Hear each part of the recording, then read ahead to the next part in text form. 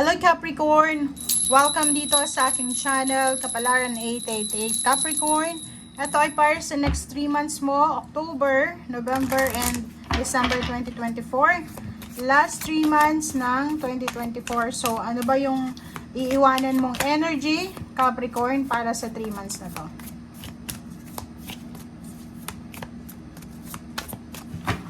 Okay.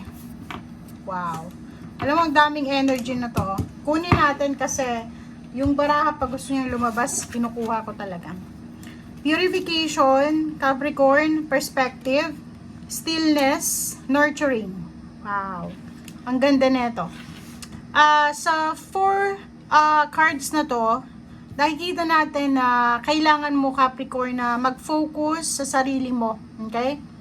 Ito, sinasabi na take care of your body, take care of your health, mental health, emotional, financial, psychological, spiritual. Etong perspective naman, marami kang plano, marami kang gustong gawin, marami kang gustong simulan, parang ganyan. Nakikita ko sa'yo, yung perspective mo kasi, parang, konting tiis na lang, parang ganon.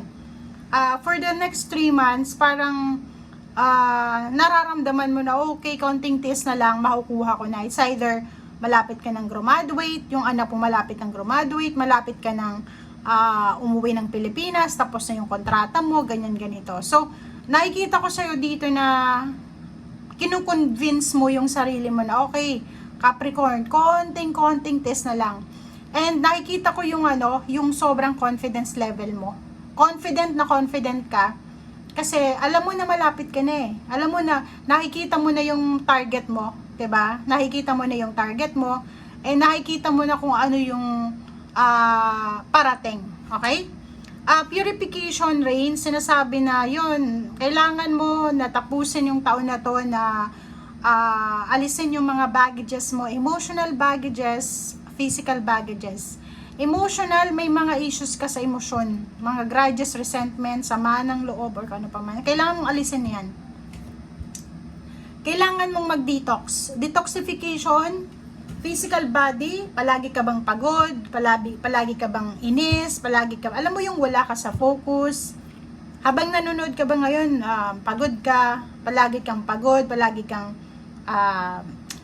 masakit ang ulo mo, masama yung pakiramdam mo. Ibig sabihin yan, parang nakablock yung energy mo, yung chakra mo. So, sinasabi purify, spend time sa nature, water detox. Eto parang sinasabi na make sure na alisin natin yung mga sagabal sa buhay natin. Kasi may mga bagay-bagay kang gustong gawin, pero may mga sagabal. Okay? Bisyo, unhealthy habits, unhealthy regimen or routine sa buhay. Stillness, sinasabi dito na yon, kailangan mo ng peace of mind or for the next 3 months, kalma ka lang. Okay? Doon ka lang sa peace and harmony. Okay? Wag mong sasayangin yung last 3 months ng 2024 sa mga walang kwentang bagay, lalo na sa yung pakikipag-away, pakikipag-debate, kung sino yung tama at mali, parang ganito. So, wag mong i-mark yung sarili mo sa negativity sa 3 months. Okay? Warrior of Cups, diba? So, etong cups na ito, sinasabi sa'yo ng barahang ito na kailangan mo ng mag-focus sa peace and harmony. So, yun na nga. Focus ka sa kung ano yung magbibigay ng peace.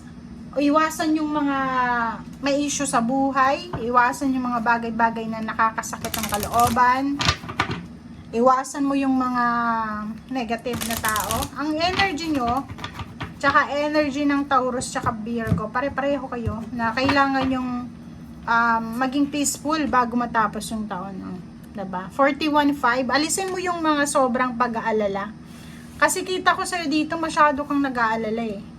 Ang dami mong mga inaalala, mga sasabihin ng mga tao sa paligid mo, pamilya mo, ganyan, ganito. Iwasan mo din yung sobrang selos. Iwasan mo din yung sobrang maling akala. Okay?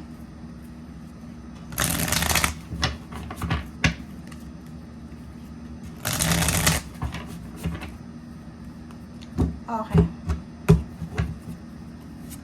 Capricorn.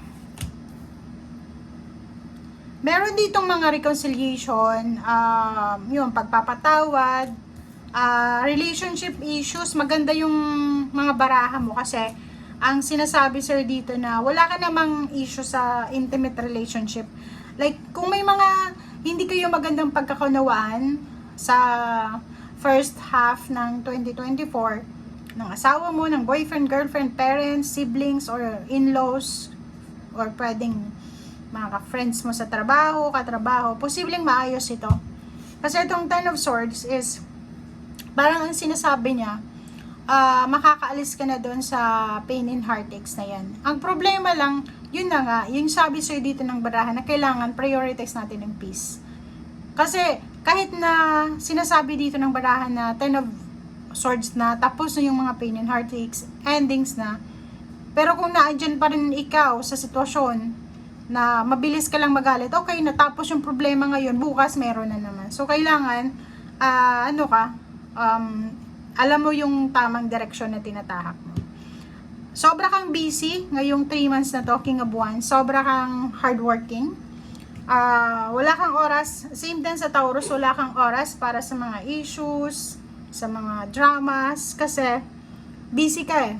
And wala namang issue sa relationship mo. May mga kailangan lang na i-work out. May kailangan lang na i-work out sa relationship mo. Yun na nga, iwasan natin yung tamang hinala, selos, ganyan ganito. Hermit mode. Hermit tsaka stillness, pareho lang sila. Na yung 3 months na to, walang masyadong ganap, walang masyadong gulo, walang masyadong ingay. Kailangan mo lang na as is lang, go with the flow. Pag-isipan mo yung mga bagay-bagay na gusto mong gawin sa 2025. Manifestation guys, so bili ka ng notebook, bumili ka ng coupon band, isulat mo lahat ng mga nangyari sa'yo, bad or good or nasa middle ngayong 2024, sunugin mo siya after mong isulat. And next, isulat mo naman sa another band or sa another paper yung mga bagay-bagay na gusto mong mangyari sa 2025. Okay? Hermit mode, sinasabi sa'yo na yun, gamitin natin yung oras nito para sa reflection, para gawin ko ano yung mga plano, wag gagawa ng desisyon ng hindi pinag-iisipan. Okay? Yun yung hermit eh. And Knight of Pentacles, sinasabi na may parating sa yung pera. Wala kang masyadong problema sa pera simula November and December. Kasi nakikita natin may parating. Pwedeng may mag-share sa'yo ng resources, energy, time. May kukuha sa'yo as part-timer. May kukuha sa'yong company as empleyado. So, maraming mga financial openings, beginnings, blessings na parating sa'yo. Okay? Thank you guys and see you again. Bye!